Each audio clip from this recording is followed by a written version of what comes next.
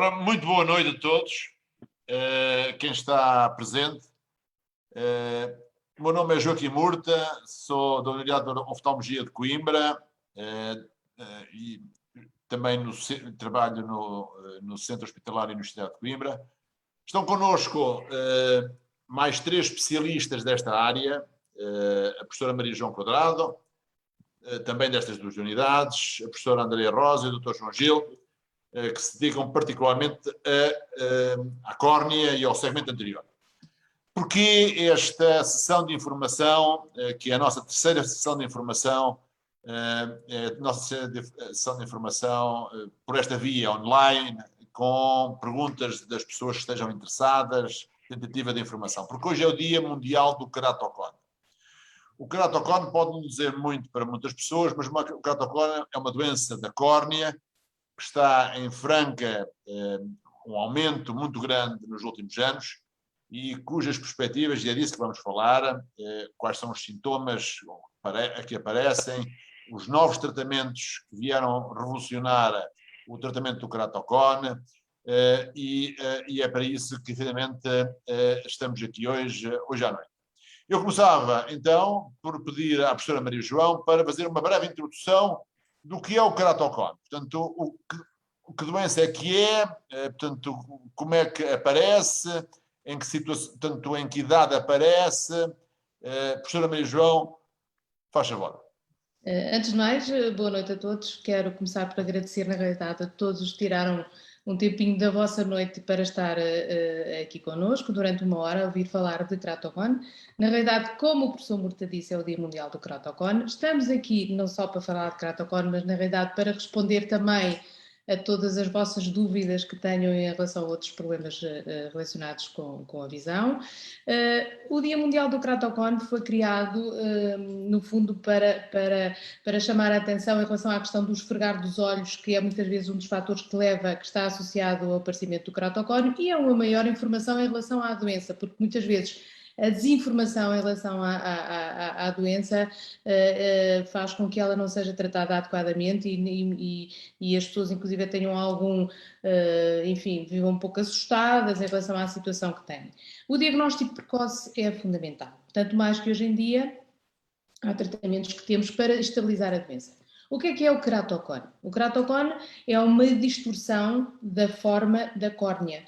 Portanto, a córnea é uma estrutura transparente que está à frente da pupila, que deve ser completamente regular. No queratocone é irregular, portanto a córnea fica mais fina em determinados pontos e faz com que se forme uma espécie de um cone. Portanto, a córnea fica irregular de tal forma que os raios luminosos entram de forma diferente na córnea, de um lado e do outro, e lá atrás na retina, onde é formada a visão, são focados em pontos diferentes e as pessoas veem as imagens desfocadas e as imagens arrastadas. O queratocone aparece, por norma, no início da adolescência, e pode evoluir, é uma doença autolimitada, ela não vai evoluir e progredir na vida toda. É uma doença autolimitada e, por norma, por volta dos 35 anos acaba por estabilizar. O padrão de evolução é diferente de pessoa para pessoa, é diferente de olho para olho e hoje em dia, como referi, é importante que o diagnóstico, enquanto que há uns 20 anos atrás havia um número elevado de doentes que chegavam a fases graves do queratocone e nós tínhamos que fazer transplantes. Hoje em dia já é até relativamente raro ser necessário fazer um transplante, porque temos tratamentos para estabilizar o queratocone, como por exemplo o crosslinking. Andrea, queres... Ok, portanto, já temos aqui um conceito importante e que responde a algumas perguntas que já foram colocadas no bate-papo. Portanto, começa na adolescência precoce. Muito poucas vezes é hereditário. Pode ser hereditário, mas é muito poucas vezes hereditário. E houve nos últimos anos uma modificação radical em termos da maneira de tratar e de seguir estes doentes. E, portanto, eu aqui perguntava à professora Andrea que ela falasse um bocadinho em relação aos novos tratamentos que existem, e a possibilidade, e como é que deve ser feito, ou então talvez primeiro, sim, em relação aos novos tratamentos que existem, quais são os novos tratamentos que existem em termos desta doença? Sr. Então, André. boa noite a todos e obrigada por estarem a assistir.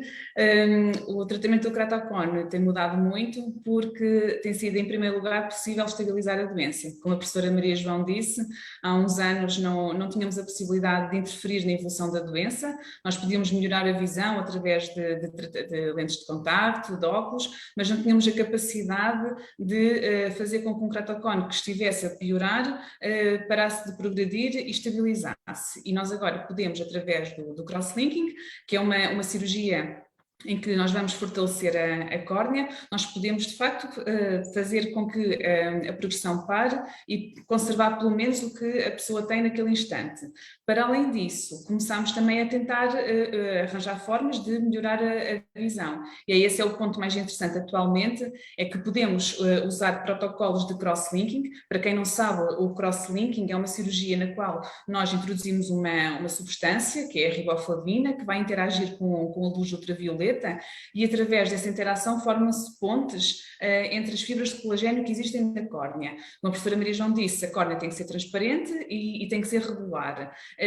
O colagênio, nós podemos pensar no colagênio para a córnea como está o ferro para as estruturas, para as paredes, é o que vai dar a resistência e a estrutura da córnea. Nessa cirurgia, através da interação dessas duas substâncias, a riboflavina e a luz ultravioleta, nós conseguimos formar umas pontes que fazem com que o colagênio fique mais rígido, mais resistente e que deixe de deformar. Pensando nisso, podemos desenhar o padrão em que queremos que essa córnea seja fortalecida. E o que começámos a fazer já em 2018, professor Murta, 2019, por aí, 2018, 2017, começámos a arranjar formas de fazer mais energia, de fazer incidir mais energia nas zonas mais frágeis da córnea, naquelas que precisam de maior tratamento, e assim não só evitar a progressão, mas também conseguir que haja regularização da córnea. E esses são realmente tratamentos inovadores que conseguimos agora fazer, temos a tecnologia disponível para fazer e também de reabilitar a visão. Associadamente a isso, também existem outros tratamentos que combinam formas de regularizar a superfície, sem ser só através da luz ultravioleta, mas com a dupla função de, por um lado, estabilizar, e aí o diagnóstico precoce é muito importante, porque qualquer uma destas técnicas que estamos a falar tem melhor resultado quando o diagnóstico é precoce, e por outro lado também melhorar a visão, portanto, parar a progressão e melhorar a visão. Há um ponto aqui importante que, para esclarecer as pessoas, e isto é fundamentalmente uma sessão de esclarecimento das pessoas, em relação à evolução do ceratocone. Portanto, há ceratocones que não evoluem quase nada. Eu dei o exemplo, estávamos na conversa aqui antes de entrarmos on live. Eu operei duas senhoras hoje à tarde com 70 anos que tinham ceratocone e nunca souberam que tinham ceratocone. Mas já há efetivamente, há pessoas em que evolui, esta situação evolui grandemente e leva a perdas acentuadas de visão. E a pergunta que se faz até relaciona-se com uma pergunta da estudante Ana Abrantes, em que diz aqui que há uns 3 anos, numa consulta de oftalmologista, o médico disse-me que eu tinha ceratocone. Há uns meses fui a um optometrista e ele disse-me que eu não tinha essa patologia.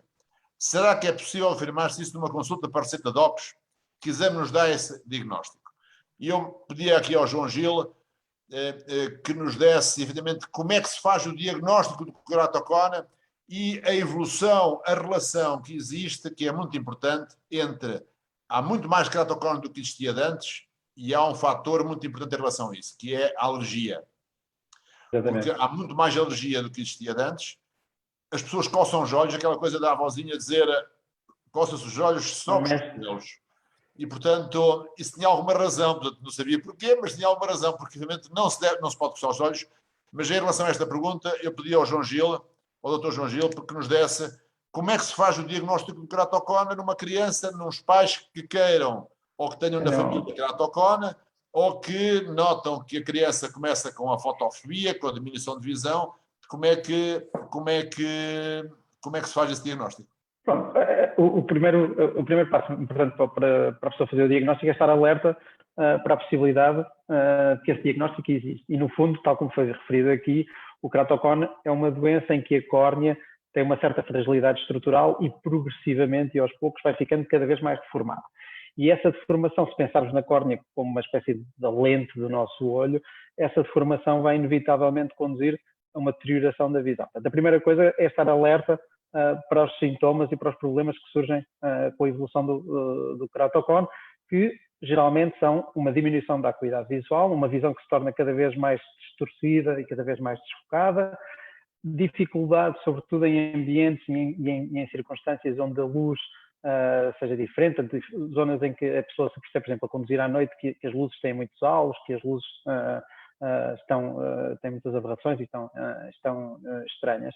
Alguma fotofobia e alguma dificuldade e alguma irritação na superfície do olho, isso deve-nos deixar alertas, sobretudo quando essa alteração é muito assimétrica, ou seja, há um olho que a pessoa se percebe, que o adolescente ou que a criança percebe que há um olho que está cada vez a ver pior, e quando corresponde a uma evolução muito rápida da graduação, uma graduação que numa altura é uma e que passado uns meses é outra.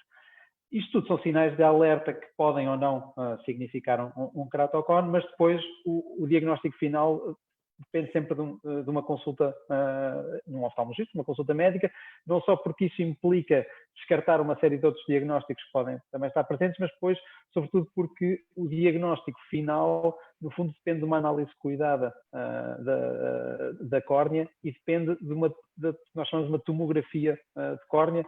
No fundo, é um exame que nos vai dar a percepção da estrutura da córnea, de onde é que ela é mais fina, de onde é que ela é mais curva, de onde é que ela é mais plana, e se esse formato é coincidente ou não com esse diagnóstico. E depois, importante é perceber se assistindo a um diagnóstico, se essa deformidade e se essa deformação e se a alteração estrutural que está a causar o problema visual vai piorando ou não. E aqui sabemos, por décadas e décadas de evidência, que um dos fatores, se não o principal fator, é o trauma mecânico das pessoas carregarem nos olhos, das pessoas coçarem, das pessoas andarem a esfregar os olhos, que muitas vezes está ligado a situações de alergia e a situações de desconforto nos olhos. Portanto, quando há um diagnóstico de ceratocone, é absolutamente vital que a pessoa tenha essa percepção e que não pode andar a coçar os olhos. Mesmo quando não há um diagnóstico de ceratocone, é importante também perceber que esse trauma mecânico repetido tem consequências e que é má ideia. Mas, no fundo, é imprescindível, e um bocadinho respondendo à pergunta em concreto, é imprescindível passar por uma consulta médica, por uma consulta num centro que tenha as valências, sobretudo em termos de diagnóstico de tomografia de córnea, que permitam fazer isso. Ok. Portanto, já vimos em termos de é possível fazer o diagnóstico, a evolução é uma evolução seriada em função de comparação de exames que são feitos ao longo do tempo, e isto para responder à Sra. Dona Telvina Coelho, que tem um neto de 18 anos que foi diagnosticado há poucos meses um ceratocone, e, portanto, o oftalmologista mandou para um especialista que mandou repetir alguns exames e que eu queria ver um ano depois para perceber a evolução da doença. Isto está correto? Ou ser um ano ou ser antes de um ano é importante, mas se ele tem 18 anos, já tem há algum tempo, já tem o ceratocone, ele já começou, portanto, ele só se começou a perceber agora. Lá está, o diagnóstico precoce é importante. Para além do cross-linking, que a professora Andreia falou, existem também, por exemplo, anéis intracranianos, e a professora Andreia também já falou nisso, porque regularizam a córnea. Maria João, queres falar um pouco em termos de, portanto, em situações em que o ceratocone está estabilizado, mas a pessoa tem uma baixa de visão e a possibilidade de melhorar a visão com os anéis intracranianos. Queres falar disso? Sim, posso falar. Acho que antes de falar da questão dos anéis, devíamos falar aqui um bocadinho dos métodos todos, de acordo com a evolução do ceratocone, porque devíamos se calhar também falar da questão dos óculos e da questão das lentes de contacto. Já lá vamos. Pronto, na realidade, os anéis a função dos anéis é uma função mecânica, portanto, vai ser implantado um anel na estrutura da córnea, no fundo, para regularizar aquela zona que está que está mais cónica e, portanto, vamos regularizar a zona central e dar uma melhor acuidade visual. Tal como para fazer o crosslinking, existem determinados critérios que têm que estar presentes, nomeadamente as córneas não podem ser muito finas. Uma córnea normal anda à volta de 500 micras, que é meio milímetro de espessura, mas com o ceratocone ela diminui de espessura, fica mais fina, como eu já referi. E abaixo de 400 micras é já a indicação para o implante dos anéis e do crosslinking não tem se deixarmos avançar muito a situação, e daí também a importância do diagnóstico precoce e do ceratocone.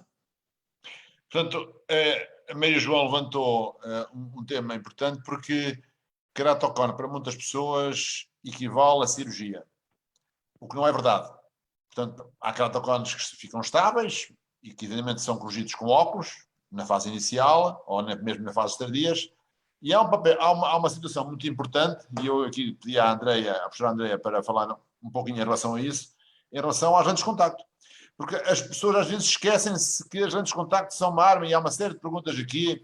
É evidente que a tolerância às lentes de contacto diminui ao longo do tempo, tem a ver com o filme lacrimal, com a própria córnea não ser regular, mas hoje em dia existe uma variedade grande de lentes de contacto. Portanto, e desde que nós tenhamos a certeza de que, evidentemente, não existe evolução do ceratocone, falar um pouco em relação à utilização de lentes de contacto e à importância das lentes de contacto nestas situações. Andreia.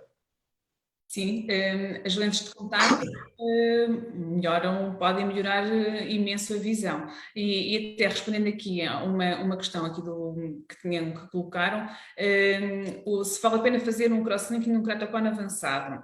Pronto, é claro que, em princípio, é melhor fazer um ceratocone menos avançado, mas a estabilização também pode ter interesse, mesmo num ceratocone avançado, porque depois podemos colocar uma lente de contacto.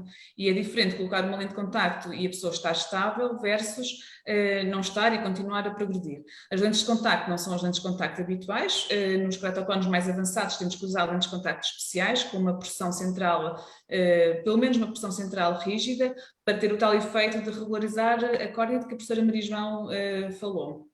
Mas com lentes de contacto desde puramente lentes de contacto pequenas de córnea, desde minisclerais híbridas, há uma panóplia de lentes de contacto que podemos usar, e o facto da pessoa ter tido uma má experiência com uma lente no passado não quer dizer que não se venha adaptar bem a uma lente diferente.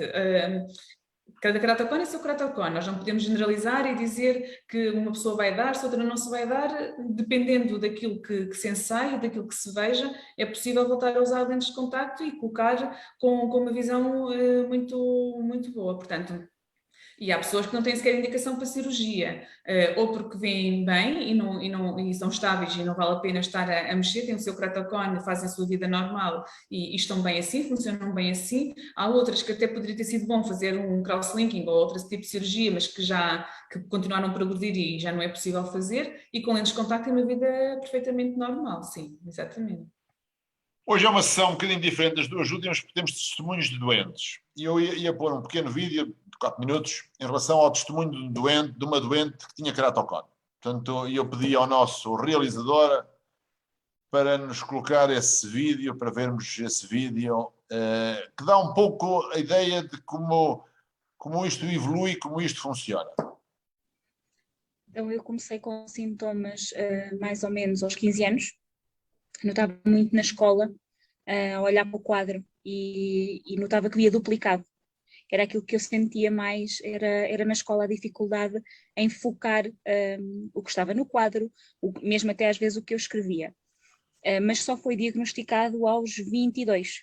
E, entretanto, disseram-te que os óculos não resolviam a visão, não conseguiam melhorar, foi isso? Exatamente. Então, tinhas que passar por umas lentes de contacto, não é? E como é que eram as lentes de contacto? Exatamente. Eram muito pequeninas e rígidas. Naquela altura elas não davam uma boa visão.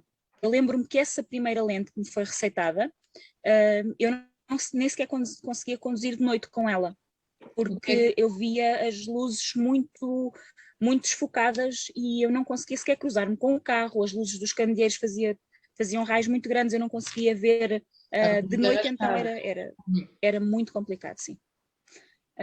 Eu depois, como aquela adaptação foi muito complicada e muito dolorosa, eu achei que não havia mais nada a fazer.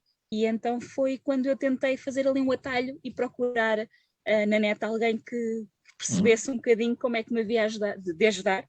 E foi quando encontrei a professora. Logo na primeira consulta, eu vinha toda contente, porque realmente eu já tinha dentro da sala, já vi qualquer coisa, já havia ali coisas que eu passei a ver que eu não via. O que é que eu te fiz nessa consulta? Diz lá. Nessa consulta, experimentámos lentes que não me magoavam. Eu saí do consultório, portanto eu peguei logo no telefone, eu vi logo as diferenças no ecrã do telefone que existiam, eu peguei numa revista e vi logo diferenças e fiquei muito, muito contente, ansiosa por passar a usar aquelas lentes. Recordo-me de olhar para as mãos e notar que as minhas mãos eram diferentes daquilo que eu via pormenores nas mãos que eu não via. E recordo-me de entrar muito contente no consultório e a doutora me dizer: ainda bem que és nova, porque se fosses mais velhinha ias começar a ver rugas que ainda não tinhas visto. Mas entretanto depois usaste essas lentes de contacto, são umas lentes de contacto híbridas, não é? Ainda usei há alguns anos, sim. E entretanto depois o que é que aconteceu?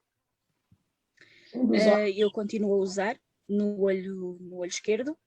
No olho direito eu comecei a ter algumas dores e liguei e a doutora atendeu-me e viu que havia ali uma úlcera marota que estava a interferir com a lente, provavelmente, e que me provocava aquele desconforto todo, aquelas dores, e não conseguimos voltar a colocar nenhuma lente que o maroto aguentasse. E aconteceu que a doutora me falou em transplante. Eu disse: ok, eu vou pensar no assunto. Pensei: não vou fazer transplante. Tinha muito medo, sim. Medo do quê? Diz lá. O que é que tu tinhas medo da cirurgia. Do ato cirúrgico, é isso? Sim. Do ato operatório, de estares ali Exatamente. na sala de operações, é? Era isso? Exatamente. Esse era o meu principal medo. Aquele medo da cirurgia e de acordar depois da cirurgia, ter muitas dores e ser muito complicado. Todo o processo depois da cirurgia, isso foi o que me fez ficar com muito medo e adiar. Então, mas depois fizeste a cirurgia. Qual foi a sensação de entrar no bloco operatório? Quando entraste no bloco operatório já tinhas tanto medo? Ia mais calma. Tínhamos falado que ou era isso ou eu não tinha outra opção. Portanto, eu queria voltar a ver e recuperar a visão o que fosse possível. E, portanto, eu entrei, toda a equipa esteve sempre a brincar até eu adormecer, o que acalma-nos sempre mais um bocadinho. Eu adormeci muito tranquila e acordei tranquila. Então tu agora estás com uma lente de contacto do olho esquerdo, não é? Exato. E tens o transplante do lado direito. E como é que tu te sentes agora? Mais tranquila, valeu a pena. Aos poucos tenho a certeza que vou recuperar ainda mais. E acho que valeu a pena perder o medo da cirurgia e fazer esta alteração.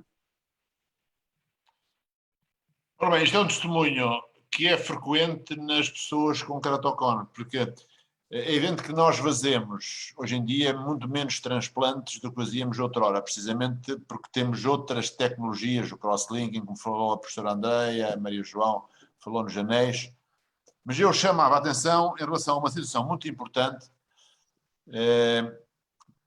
que é porque o keratoconus é uma ectasia, portanto a córnea que não é redonda é ectásica, está distorcida. Existe outra forma de ectasia, que é a ectasia pós-laser. O keratoconus normalmente dá miopia e dá astigmatismo. Astigmatismo que é irregular, como a professora Maria João falou ao princípio. E há muitos doentes que chegam ao consultório de óculos, e isto agora, a pergunta é dirigida, o comentário é dirigido ao Dr. João Gil, vêm e querem ser operados a laser, para tirar os óculos, portanto, para tirar a miopia e para tirar o astigmatismo. E a pergunta que eu lhe faço, em termos de informação à população, portanto, para informação a todos, estão algumas centenas de pessoas já a assistir a este live, quem tem keratoconus pode fazer laser excimer ou não? Para tirar a miopia e o astigmatismo. Não é? Não estamos a falar de protocolos esquisitos que podem ser feitos. Ok. A resposta simples é não.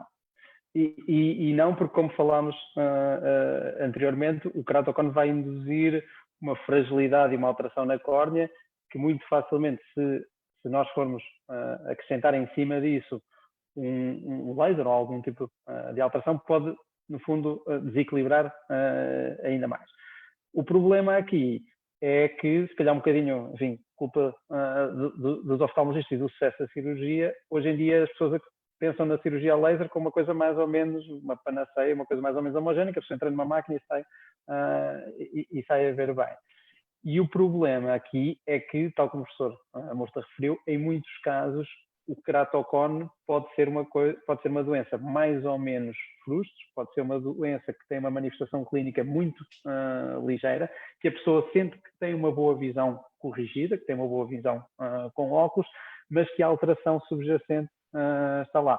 Ou seja, não é linear que uma pessoa que até tenha uma visão de 100% com óculos ou com lentes de contacto não tenha a mesma um queratocone, simplesmente um queratocone mais limitado, que não tem uma tradução clínica tão grande.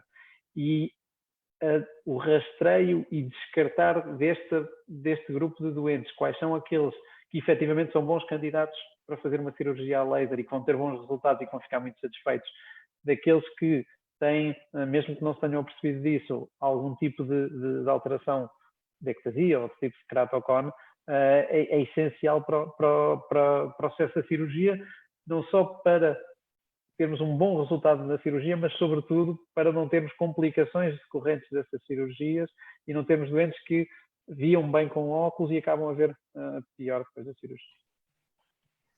Chegamos, portanto, nunca pisar a informação, e a mensagem é: se há dúvidas que pode haver um queratocone, aquilo que a gente chama subclínico, e há sinais do ponto de vista médico, nesses tais exames que nós fazemos, o tal queratocone subclínico, em termos que é um queratocone que nunca vai evoluir, mas se mexerem naquela córnea vai desestabilizar a córnea completamente, nunca pisar o risco. E a mensagem é essa. E chegamos, fazemos poucos transplantes. Eu vejo muitas perguntas aqui em relação a pessoas que estão a fazer. Fazemos muitos transplantes, ou melhor, fazemos muitos transplantes, isso fazemos, mas fazemos muito menos transplantes de queratocone do que se faziam antes.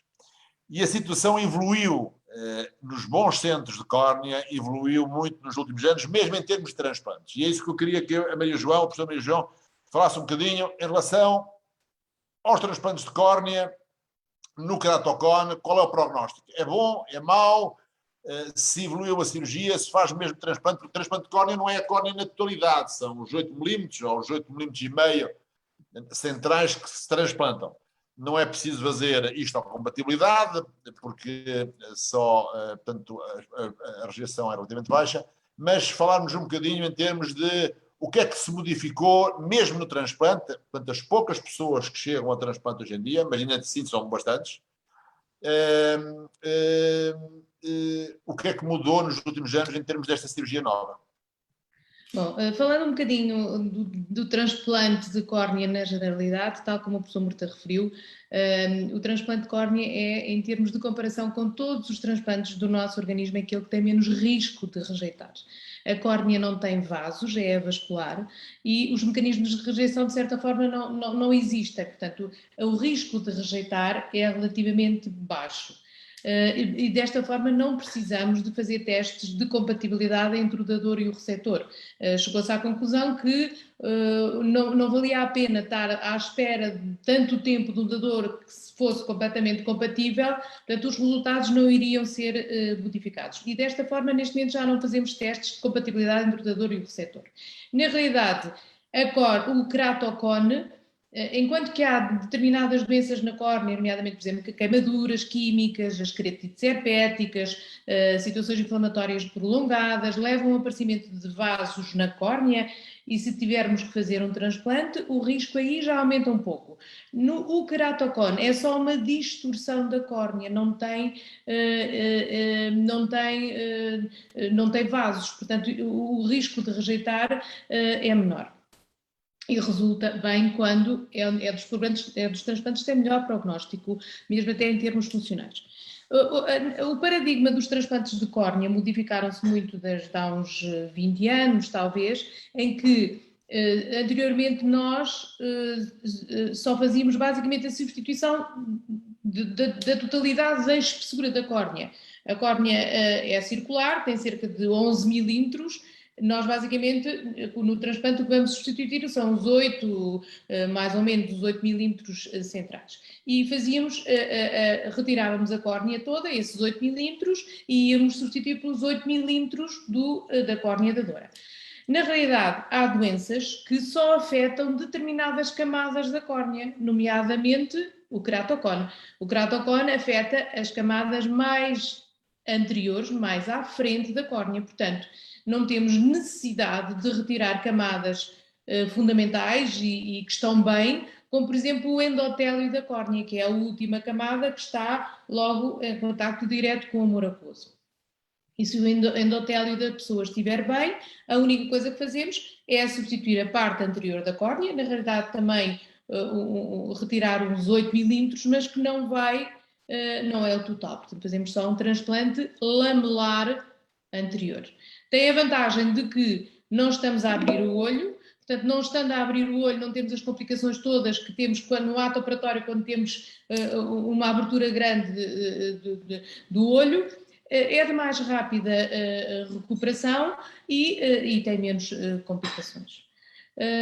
Já agora também uma parte, não diretamente relacionada com esta questão do queratocone, falando um bocadinho dos lamelares posteriores. Há uma outra doença que afeta só a camada posterior da córnea, que cada vez é mais frequente hoje em dia, porque tem muito a ver com o envelhecimento das pessoas e também porque o número de pessoas mais velhas também aumentou, que é a distrofia de Fuchs, que é a perda de células do endotélio, e aí a única coisa que fazemos é retirar só essa camada posterior, a camada de trás, deixamos-a da frente e fazemos o transplante lamelar posterior. Na realidade, os transplantes lamelares foi um grande avanço em termos de cirurgia de oftalmologia e que melhorou substancialmente o prognóstico destes doentes. Há aqui duas perguntas de pessoas que, e agora vamos fazendo o giro, portanto, a professora Andreia,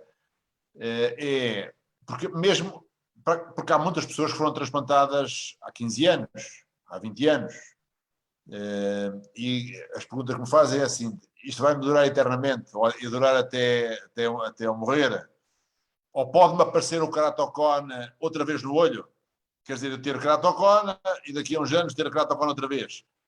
E eu perguntava à professora Andreia duas coisas. Uma delas é se eventualmente pode aparecer novamente o queratocone no olho. Primeira. Segunda é se houver, porque há uma perca, a professora Maria João falou da perca de células endoteliais, da parte profunda, que são verdadeiramente aquelas que dão as grandes rejeições. É por isso que aquilo que o transplante lamelar anterior, chamado DALC, praticamente não tem rejeições, porque as células ficam lá, as da própria pessoa, as células mais profundas, que são aquelas que dão a rejeição.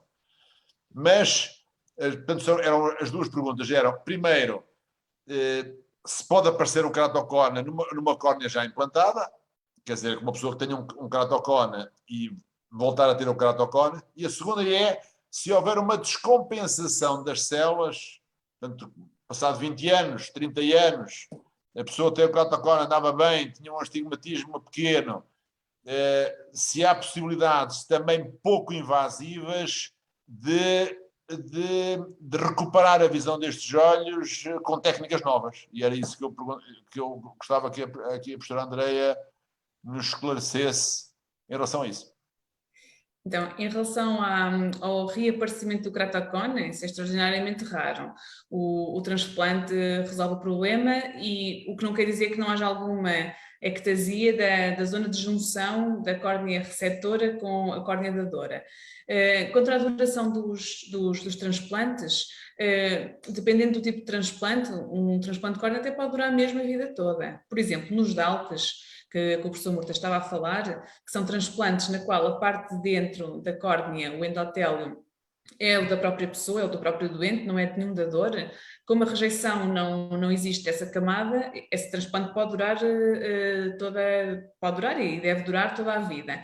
Na pior das hipóteses, se acontecesse alguma coisa na parte transplantada, portanto algum problema, uma infecção, uma coisa inesperada na parte do dador, no fundo assim, basta trocar a tampa, não é? Porque a parte de dentro está íntegra, portanto é tirar essa parte e colocar outra, com enormes vantagens em termos de resistência, mesmo em termos de resistência do próprio globo, e em termos de recuperação e de menor probabilidade de rejeições da parte transplantada no futuro. Então, esses transplantes, sim, podem durar toda a vida, e felizmente já temos muitos doentes com transplantes lamelares, que no fundo é um sossego para todos nós, porque tem o seu endotélio, tem as suas células, e essa camada é mais crítica, porque as outras camadas são mais estáveis, mas essa sim que é mais crítica e pode aguentar toda a vida. Agora, também, mesmo que a pessoa tenha um transplante total, que tenha sido feito há muitos anos, e que as tais células endoteliais, que são células mais sensíveis, que morrem e que, se chegar a um número limite de células, pode não ser o suficiente para manter a córnea transparente.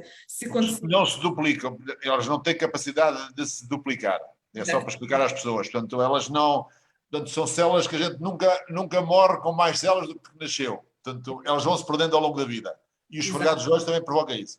Mas diz, desculpa lá, entendendo rápido. Exatamente, mas esse é um ponto importante. Ao passo que a maior parte das nossas células, felizmente, renova-se, e se eu arrancar aqui um pedaço de pele, a pele há de crescer, não é? E há uma renovação normal das células. As células endoteliais não é o caso. E, portanto, essa camada é muito nobre e é muito importante que se preserve. Mas caso essa camada falhe, no fundo, o que nós agora também fazemos é substituir apenas essa camada num transplante, mesmo que um transplante seja total, ou seja, o doente tem um transplante total, a camada que está a falhar é só a interna, podemos apenas substituir essa camada interna e deixar ficar todo o resto. Tem enormes vantagens, porque não volta a ser preciso fazer uma cirurgia completa, de olho aberto, com vários pontos na córnea, portanto é apenas substituir uma camada que começou a falhar. As células endoteliais, nós nascemos com muitas e vamos perdendo mais ou menos 10,6% ao ano, portanto, lá está, quer dizer, se chegar a uma altura limite em que elas não sejam suficientes, a decisão agora mais suave e com melhores resultados e também muito mais confortável para um doente é substituir a camada em falha. E o que agora fazemos é isso, é ver qual é a camada dentro das camadas da córnea, qual é que está a falhar e substituirmos essa. Portanto, em termos de cirurgia, existem centros de córnea que se dedicam a isto tudo. Portanto, não é chapa, desculpem a expressão, assim, chapa 3 ou chapa 0, e portanto isto é um tratamento que é desde o cross-linking até aos anéis, até aos transplantes, são tratamentos personalizados em função do olho de cada um, e portanto é importante que as pessoas que tenham esta patologia, portanto, recorram, e há vários centros muitíssimo bons de córnea, portanto, que recorram a centros de córnea onde têm toda esta tecnologia e toda esta capacidade técnica de resolver as situações. A Andréia Filipe faz aqui uma pergunta. É verdade que aos 25 anos de idade que a evolução decresce? E nós já falámos disso, portanto, decresce sem dúvida. Não esfrega os olhos. Portanto, se esfregar os olhos, a possibilidade, portanto, com 25 anos, se tivesse 35 anos, a única vantagem que tinha era que, portanto, a possibilidade de progressão era menor, mas tinha mais 10 anos do que tem hoje em dia. Portanto, se tem queratocona, efetivamente, não esfrega os olhos. Há aqui uma pergunta pertinente, e eu perguntava aqui ao João Gil. Fala-se muito, e tem-se ouvido nas notícias e na córnea artificial. E, portanto, e aqui do Nelo Xavier, portanto, a córnea artificial ainda está numa fase preliminar de estudo científico, ou já é um dado adquirido que é 100% eficaz. E eu queria que eu falasse um bocadinho em relação a isso, e em relação não só à córnea artificial, mas também às queratopróteses, quer dizer, porque as queratopróteses muitas vezes não é no queratocona, pode ser no queratocona em situações muito especiais, quer dizer, doentes que fazem repetidamente rejeições umas atrás das outras. Mas, porque queratoprótese verdadeiramente é uma córnea artificial, mas que ele falasse um bocadinho e explicasse às pessoas o que é a córnea artificial, se é uma preliminar ou não, e em que situações é que a queratoprótese pode ser utilizada com um sucesso tremendo de um indivíduo que eu tive a honra de o conhecer, que se chama Dolman, que é de Boston, foi ele que ainda trabalha, tem 94 anos, acho eu, e todos os dias ainda vai ao serviço, que é uma coisa, é uma fonte de vitalidade. Tem 97 ou 98 agora. Ou 90, tu estiveste lá, e portanto estava a fazer mais novo. Mas que falasses um bocadinho em relação a isso. Pronto. Então, no fundo, quando nós falamos em transplantes de córnea atualmente, o que nós fazemos é pegar de uma córnea que vem de um dador e usamos este tecido desse dador naquele transplante. Isso tem imensas vantagens, mas tem uma série de limitações, nomeadamente que se prendem com a disponibilidade que temos de tecidos. Portanto, há muita investigação no sentido de proporcionar algo que nos ofereça maior disponibilidade de tecidos. Quando as pessoas, e muitas vezes aparecem nas notícias, aparecem nos jornais e aparecem na televisão a falar de córneas artificiais, às vezes isso engloba uma série de coisas que não são exatamente iguais entre si, e vou tentar falar assim muito brevemente sobre elas. Uma das coisas que tem surgido muitas vezes e que há algum interesse agora em investigação e que se calhar até será no futuro mais imediato aquilo que será o próximo avanço, é tentarmos ter córneas ou tecidos, pelo menos, de córnea que provêm de culturas de tecidos, ou seja, em que nós pegamos em células e em tecidos de córneas humanas e esses tecidos e essas células foram depois tratadas em um laboratório, foram expandidas, foram crescendo e depois nós podemos usá-las para criar um enxerto que vamos usar no tecido. Isso não é uma córnea artificial no sentido daquilo ser um produto artificial, estamos a falar de tecidos humanos, mas são tecidos que foram tratados, que cresceram em laboratório e que não provêm diretamente de um olho humano. Outra coisa diferente é utilizar um produto exclusivamente sintético para substituir a função da córnea. E aí, apesar de terem existido alguns avanços, estamos ainda muito mais longe de chegar a uma córnea totalmente artificial, algo em que pegamos num material, num polímero qualquer, num plástico, no que for, e fazemos uma córnea a partir disso. Alguns a meio caminho entre as duas coisas. Temos aquilo que nós chamamos de queratoprótese, ou seja, são dispositivos que, no fundo, incluem pelo menos uma porção que é artificial, que é um material sintético, que é um polímero, que às vezes é um tecido, é um produto de metal, e que incluem uma componente de tecido humano, ou seja, temos uma parte artificial e temos uma parte de tecido de córnea normal.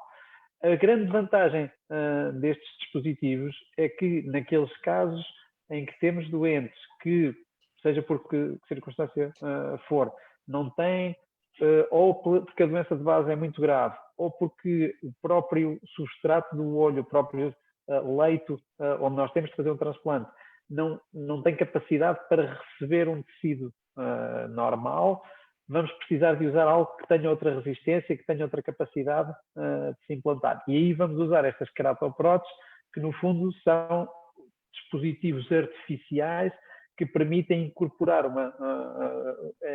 parcialmente um tecido humano, mas dar-lhe outra resistência. E estes são os dispositivos que nós podemos usar, exatamente tal como o professor Marco estava a referir, naqueles casos de doentes que já fizeram vários transplantes e têm falências recorrentes, que já fizeram várias cirurgias e não têm uma boa visão, que têm uma superfície do olho que já se experimentou tudo o resto e que não tem vitalidade e que não tem saúde, entre aspas, para tolerar uma córnea humana. Aí podemos usar uma queratoprótese, ou seja, uma prótese que vai parcialmente substituir uma córnea humana. Felizmente, em casos de queratocórnea, isso é extremamente raro, a não ser em casos que tenham tido complicações graves decorrentes de outras cirurgias, mas é uma valência que podemos usar em casos particulares e em casos mais complicados. Eu pedi ao nosso realizador para colocar um segundo testemunho de uma doente também com queratocone, que fez um transplante, e para dar uma ideia de como é que é essa experiência. O queratocone existe na minha vida desde que eu nasci. Eu, quando nasci, já a minha mãe era diagnosticada com queratocone, por isso o queratocone foi uma presença ativa porque é uma presença ativa na vida das famílias a partir do momento em que é diagnosticado, e sempre existiu. Depois o meu irmão, quando chegou à adolescência, foi diagnosticado aos cerca dos 13 anos também com keratoconus. Eu fui acompanhada desde os 3 meses aos 18, de um dia para o outro. Um dia deitei-me bem, no dia a seguir acordei sem ver nada de jeito e foi-me diagnosticado também keratoconus. Mas na tua família tem a tua mãe, tem o teu irmão, não é? Sim. E eles acabaram por fazer também transplante de córnea, não é? Sim. O meu irmão foi o primeiro. Quando tinha acabado de sair da adolescência, tinha 19, 20. Ele ficou muito bem. 100% bem mesmo, em termos de correção, em termos de ficou. Acho que é um caso de sucesso pleno em termos de transplantes, ele é. E os teus filhos, que idade têm, Vânia? A mais velha tem 14 e o mais novo tem 9. E eles têm keratoconus? Não. Até ao momento, nós temos tido sempre o cuidado, quando fomos à professora, de falar que eles existiam e de falar sobre a possibilidade de eles serem sítios. Foi aquilo que nós fizemos, aconselhou-nos a partir dos 6 anos deles começarem a ser seguidos, nós assim fizemos. Eu comecei a usar lentes de contacto aos 18, estive estável até ter a minha primeira gravidez. Depois da gravidez da Filipa, é que o olho direito começou a não suportar a lente e a não a querer. Foi quando eu fui à primeira consulta com a professora. O nível de visão cada vez era menor. E qual é a tua experiência em relação ao transplante? A minha experiência não tem nada a ver com a deles. A minha experiência foi excepcional. Eu não tive dores. Tinha desconforto, tinha mas dores eu nunca tive. E a visão? Quando começou a melhorar? Quando é que sentiste que já estavas a ver melhor? Eu só comecei a sentir que estava a ver melhor depois da primeira semana, porque nós depois tivemos que fazer a injeção de ar logo na primeira semana e durante essa primeira semana não via nada, mas era daquelas, isto vai melhorar, isto vai melhorar. A partir desse momento da injeção foi da noite para o dia. Já te permite fazer a tua vida sem lente de contacto? Já. Neste momento eu ainda não tenho, já tenho a correção, mas ainda não tenho os óculos comigo e faço a minha vida normalmente. E assim, e só não ter o desconforto da lente, porque era o que mais me incomodava, porque tinha dias que não conseguia colocá-la, é logo uma qualidade de vida completamente diferente. Não ter dor. Eu não sabia o que era não ter dores no olho, se calhar há uns anos. Queres dizer mais alguma coisa? Um alerta para as pessoas, porque isto é dedicado às pessoas. Sim, eu acho que quando nós somos diagnosticados de keratoconus, não devemos entrar em pânico, devemos ter muita calma, porque é uma doença complicada, mas tem soluções e cada vez tem mais. E acho que nós devemos de ir ao oftalmologista, procurar ajuda, procurar as pessoas certas. E eu só queria deixar aqui um à parte. Eu acho que a professora não tem noção. Mas quando nós entramos dentro do bloco, o ouvir a sua voz é um calmante incrível. Eu lembro perfeitamente quando entrei e estava nervosa, e estarem a falar comigo. E quando ouvi a sua voz, foi como se tivesse passado tudo. A confiança é tal e tão grande que só a voz é o suficiente para nós ficarmos calmos. Eu acho que vocês não têm essa noção do quanto são importantes neste processo. A sensação de alívio, de ouvir a voz de quem nos segue, é indescritível. Não, só faço a minha função. Eu queria, na sequência disto, e perguntar aqui à Maria João, porque há uma pergunta aqui de uma jovem em relação a isto, gravidez e keratoconus, porque ela falou nisso. Gravidez e keratoconus, porque as pessoas relacionam sempre a gravidez parto normal ou parto cesariana. Será? Queres dar alguma informação às pessoas em relação, portanto, não é propriamente a mim, não é? Portanto, a mim, aos jovens, mas obviamente aos casais, portanto, mas em relação às jovens que sofrem de keratoconus, em relação à gravidez, se pode agravar ou não a gravidez. Pode ou não agravar o keratoconus. Sim, a gravidez na realidade, está documentado que a gravidez pode, na realidade, aumentar a doença e têm que ser vigiadas. Em relação a isso, não há muito a fazer. E o que eu digo é que têm que engravidar e ter crianças, porque nós precisamos de crianças. Mas, na realidade, a gravidez leva ao aumento do creatinina.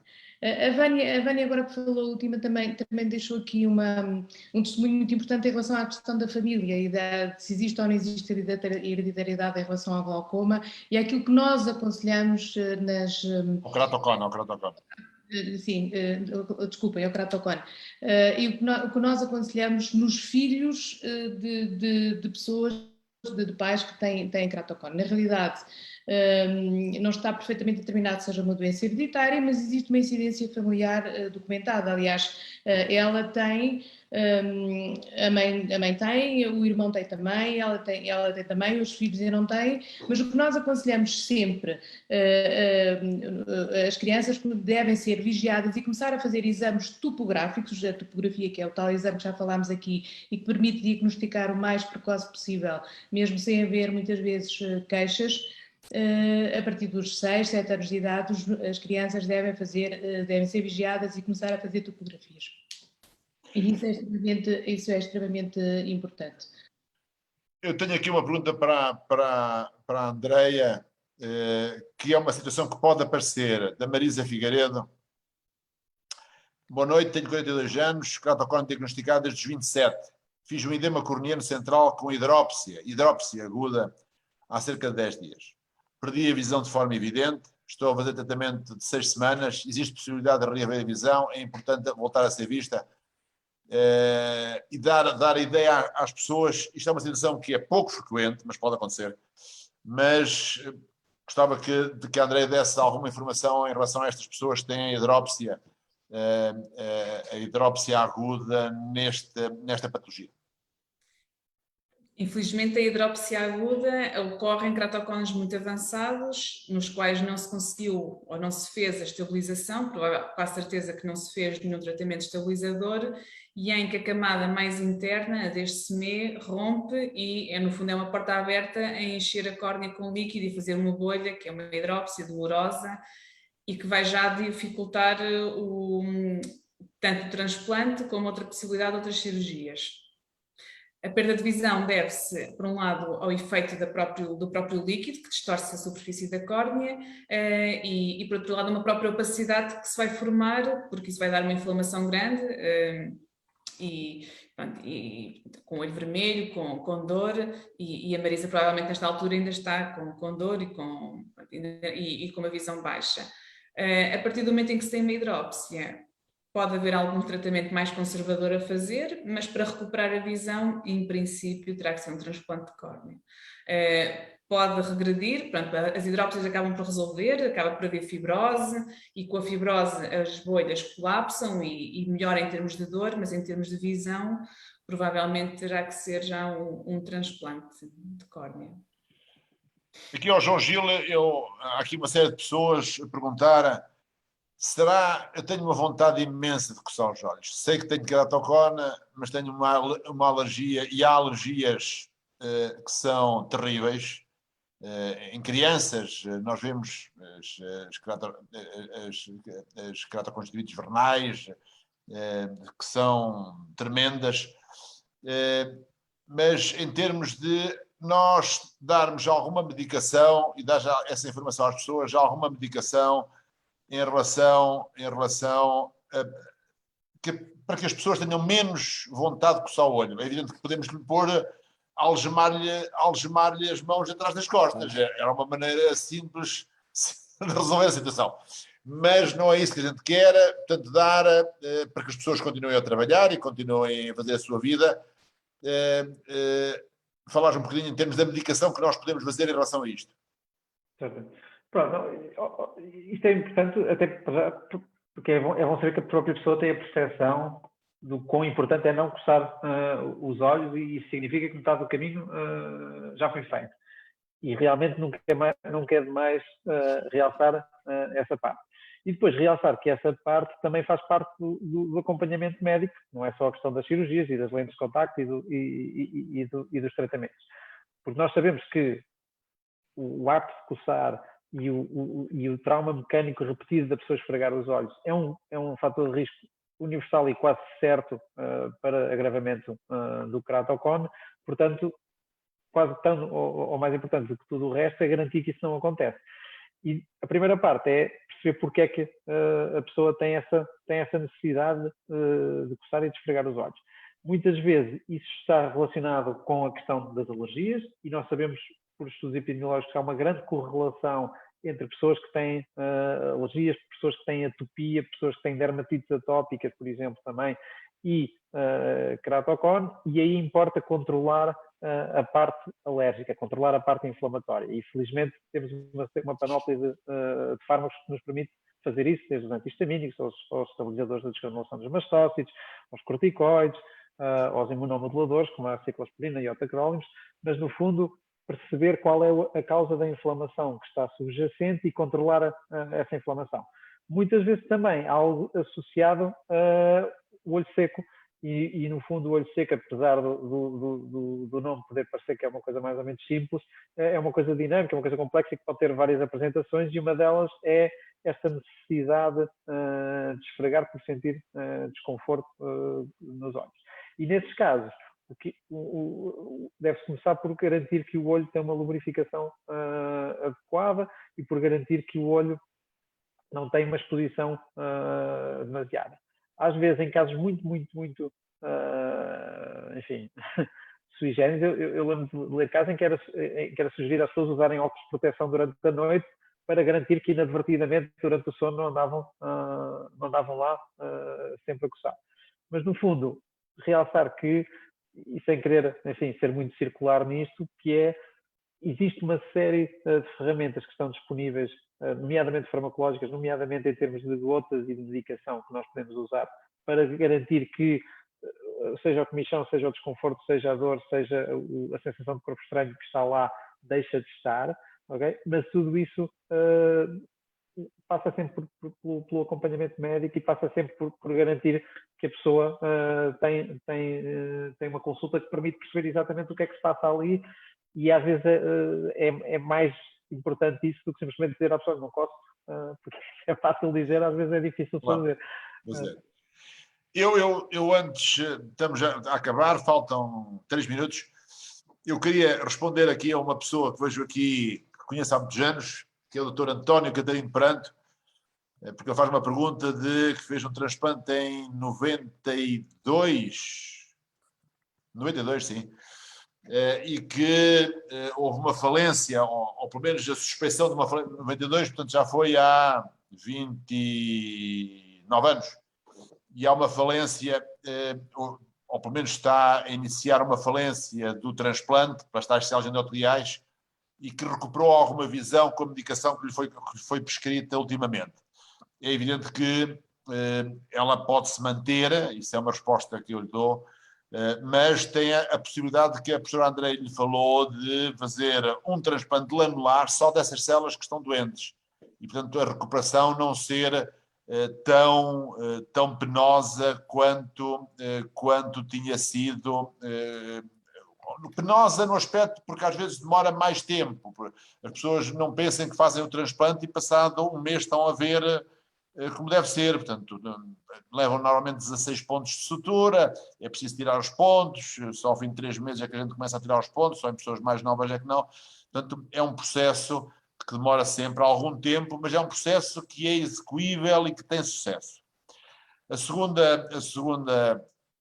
segundo aviso era dizer às pessoas que todas as perguntas que foram feitas e que não foram respondidas nesta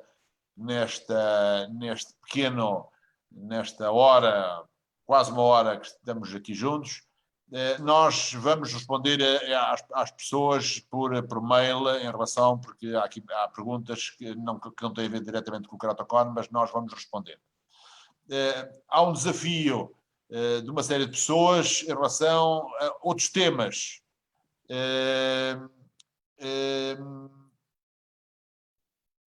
Outros temas no futuro. E há 2 temas no futuro, um deles, Sérgio Martins, sobre a retina, miopia profunda, e é um dos temas que nós também estamos a pensar em organizar. Outro tema será a abordagem da visão nas crianças. O que é que deve ser feito nas crianças? E, portanto, serão os 2 temas, seguramente que em 2 sessões nós faremos. E por último, eu só queria perguntar a alguns dos meus aqui os meus co-palestrantes. Eu não fui praticamente palestrante, eu me sempre acolherada, mas praticamente não fui palestrante. Se querem dizer um último comentário, porque falta 1 minuto para acabar, agradecer a todas as pessoas que estiveram connosco. Foi um prazer muito grande e, portanto, aquilo que quiserem do ponto de vista da informação, responderemos às perguntas, aquilo que quiserem em termos de informação, dá-la-emos, e há respostas para esta patologia, é a mensagem principal. Hoje em dia há respostas que não havia, e portanto eu passava a palavra então às 3 pessoas, à Maria João, à Andreia e ao João Gil, se querem dizer mais alguma coisa em termos de comentário final. Não, na verdade, despedir-me, agradecer a presença. Acho que foi uma reunião interessante. Falámos sobre o ceratocone pelos múltiplos tratamentos que temos à mão, e cada vez mais, alguns deles em desenvolvimento, e acho que foi extremamente interessante, e agradeço a presença de todos, e esperamos por todos nas próximas reuniões e com os vários temas que já temos aqui sugeridos. Professora Andreia. Agradeço a presença de todos, e só referir que o diagnóstico precoce é a melhor arma, porque há muita coisa a fazer e quanto mais cedo se diagnosticar, melhor. Muito obrigada. Dr. João Gil. Não, é mais ou menos isso. Agradecer o convite, agradecer às pessoas que estiveram a perder um bocadinho da sua noite para estar a assistir, e reforçar, se calhar, exatamente essas duas mensagens primordiais, que o diagnóstico existe, ou seja, que a doença existe, está lá, e que se não estivermos atentos a isso nunca vamos e que está a aumentar. ao diagnóstico, que está a aumentar cada vez mais. Estamos a falar de pessoas muito jovens que têm uma vida ativa pela frente, e portanto quanto melhor conseguimos optimizar e agarrar essa visão que está lá mais cedo, melhor. E depois também deixar essa mensagem, que hoje em dia a esmagadora maioria das pessoas com este diagnóstico faz uma vida normal, ok? Faz uma vida perfeitamente integrada, perfeitamente ativa, sem grandes problemas de maior, e no fundo muitas vezes apanhamos todos os doentes que receberam o diagnóstico agora e que sentam na cadeira e disseram que eu tenho de fazer um transplante, ou que estive a ler e preciso fazer outra vez. Calma, ok? Não, às vezes é preciso fazer um transplante, mas temos imensas coisas a oferecer. Cada vez mais, eu gosto de pensar que não tenho assim um ar muito velho, mas há coisas que se fazem agora que não se faziam quando eu comecei nisso. Portanto, cada vez mais aparecem coisas novas. Portanto, deixar essa mensagem tranquilizadora às pessoas, que há tanta coisa para oferecer que hoje em dia a grande maioria dos doentes vão ter uma boa qualidade. Muito obrigado a todos, uma boa noite, Boa noite. e até breve. Muito Muito obrigado.